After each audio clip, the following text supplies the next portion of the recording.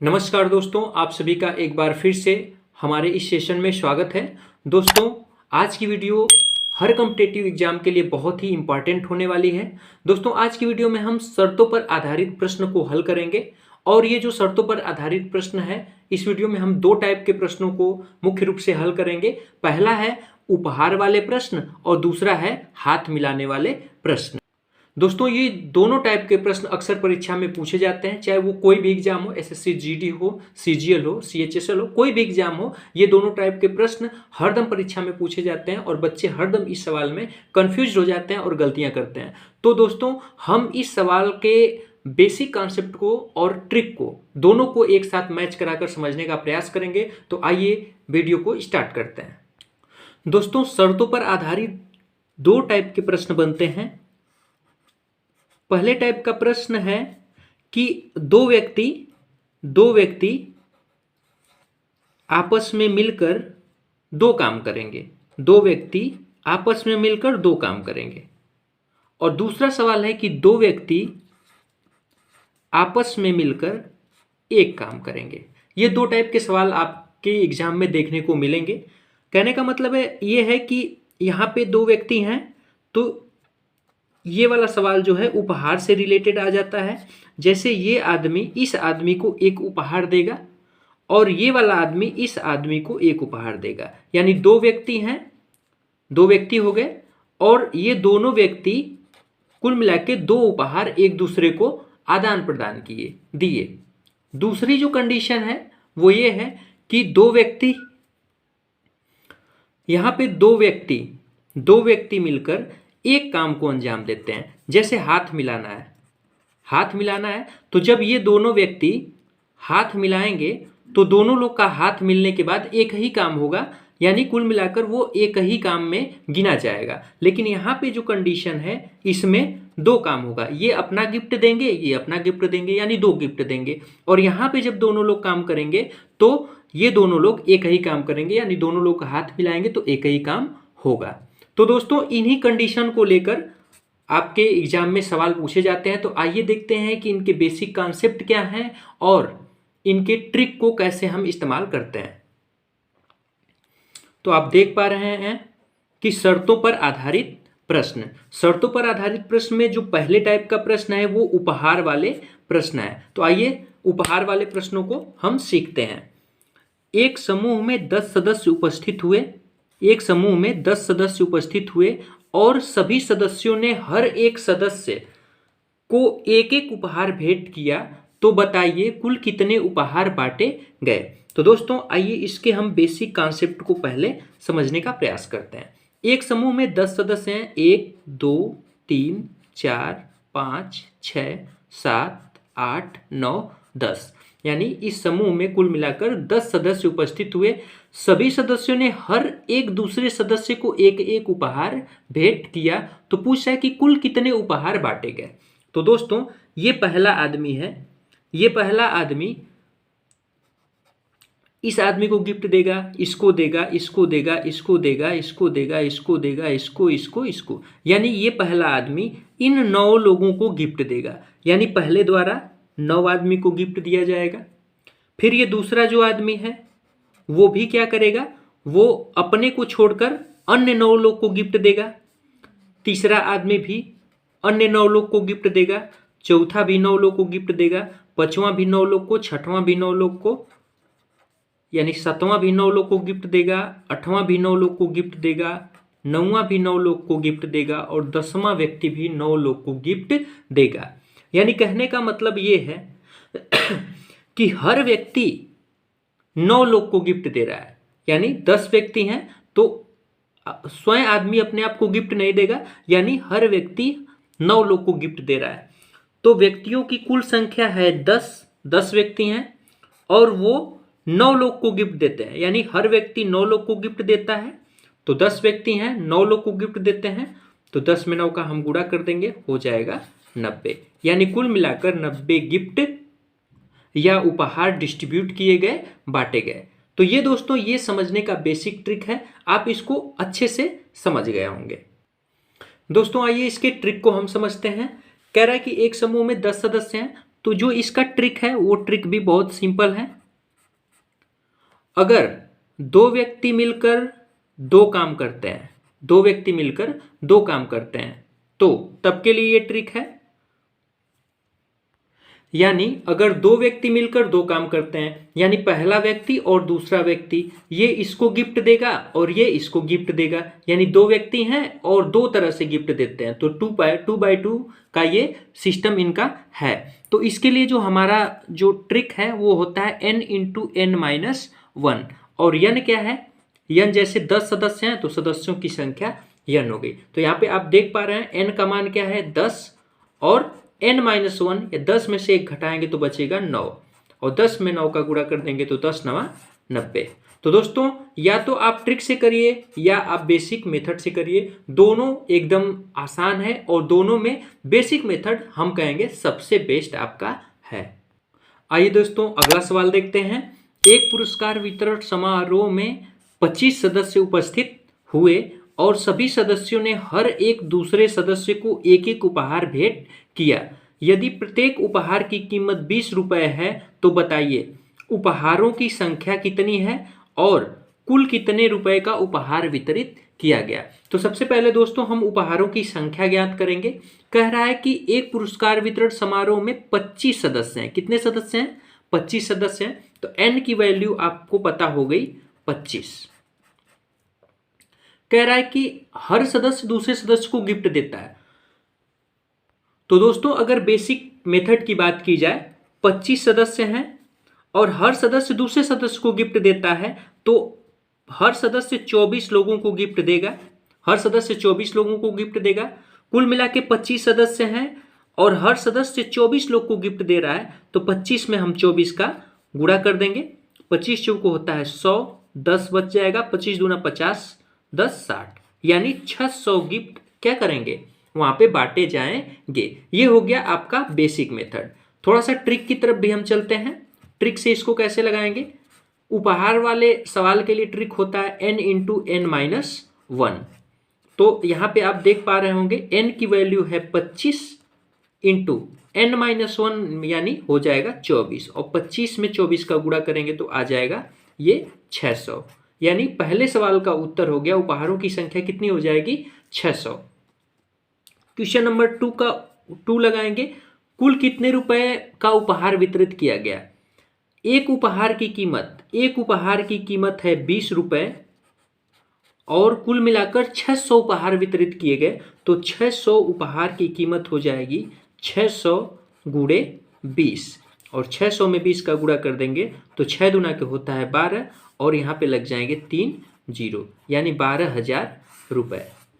यानी दोस्तों आप देख पा रहे होंगे कि या तो आप बेसिक मेथड से लगाइए चाहे आप ट्रिक्स लगाइए, दोनों से सेम हमको टाइम लगेगा। बेसिक मेथड का क्या है कि 25 सदस्य हैं और 25 सदस्य हैं तो हर सदस्य को देना है, तो हर सदस्य 24 तरीके से देगा। तो 25 सदस्य हैं तो 24 तरीके से देंगे, तो 25 में हम 24 का गुणा कर देंगे, डायरेक्ट हमको उपहारों की संख्या पता हो जाएगी। आइए दोस्तों इस टाइप का एक और अगला सवाल करते हैं। दोस्तों ये सवाल बहुत ही इंपॉर्टेंट है क्योंकि इस सवाल में गलती करने के चांसेस बहुत ज़्यादा है। कह रहा है कि एक समारोह में 10 व्यक्ति हैं जो आपस में एक दूसरे को उपहार देते हैं, लेकिन एक व्यक्ति किसी को उपहार नहीं देता है। ध्यान देना है। तो बताइए शादी में कितने उपहार बांटे गए? कह रहा है कि 10 व्यक्ति हैं, यानी n की वैल्यू क्या है 10 है।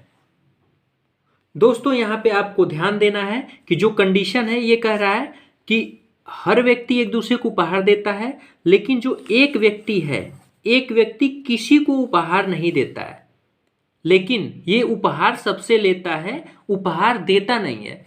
तो 10 व्यक्ति हैं और ये 10 व्यक्ति, यदि ये 10 व्यक्ति एक दूसरे को उपहार देंगे तो 10 व्यक्ति और हर व्यक्ति 9 लोगों को उपहार देगा, तो 10 गुणे 9, 10 में 9 का हम गुणा कर देंगे तो हो जाएगा 10 9 90। ट्रिक में हम आ जाते हैं। ट्रिक क्या है? उपहार देने के लिए ट्रिक है n इंटू n माइनस 1। तो n की वैल्यू क्या है यहाँ पे 10 और n माइनस 1 हो जाएगा 9, तो 10 9 हो जाएगा 90। चाहे बेसिक से लगाइए चाहे ट्रिक से, दोनों बात एक ही है। अब दोस्तों ये कह रहा है यानी कुल मिला के 90 उपहार दिए जाएंगे। ठीक, अब कह रहा है कि एक व्यक्ति किसी को उपहार नहीं देता है। अब ये जो 90 आया है इसमें सभी व्यक्ति सभी को दिए हैं, लेकिन कह रहा है कि एक व्यक्ति किसी को उपहार नहीं देता है। तो कुल मिला के 90 उपहार हैं और एक व्यक्ति कुल मिला के कै लोगों को उपहार दे पाएगा? 10 लोग हैं और एक व्यक्ति कुल मिला के कै लोगों को उपहार देगा? 9 लोगों को उपहार देगा। अपने आप को तो देगा नहीं, तो एक व्यक्ति कुल लोग को 9 लोग को उपहार देगा और वो व्यक्ति नहीं देता है तो 90 में से हम 9 को क्या करेंगे? माइनस कर देंगे। तो 90 में से 9 माइनस करेंगे तो बचेगा 81।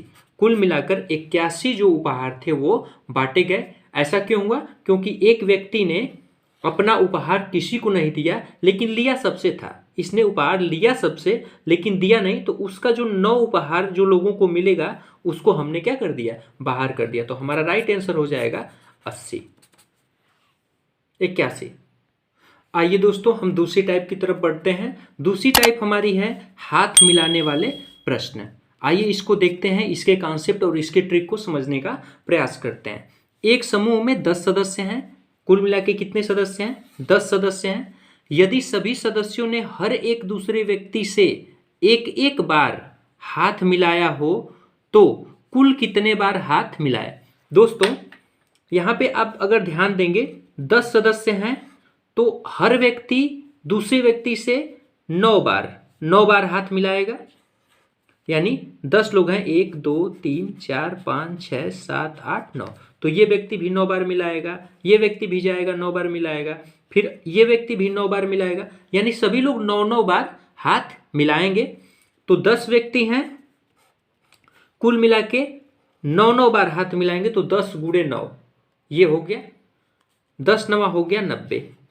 यानी ये व्यक्ति लोग 90 बार हाथ मिलाएंगे।